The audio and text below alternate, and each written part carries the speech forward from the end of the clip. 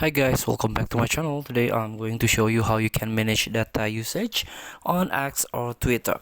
So if you want to control your data usage, if you're open the X, if you are use this X, you can go to your settings first. You can scroll down and try to search the accessibility, display and languages. You can tap it.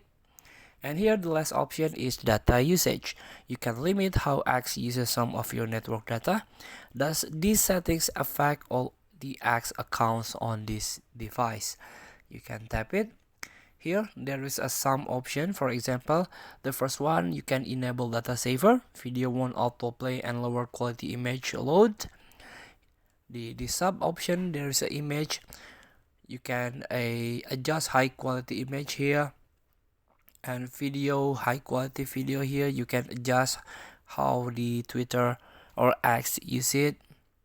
And of course the last is data synchronize, so you can enable or disable the synchronized data and allow X to synchronize data in the background to enhance your experience. Feel free to try. Thank you for watching. Don't forget to comment, like and subscribe, also click the button below. See you in the next video.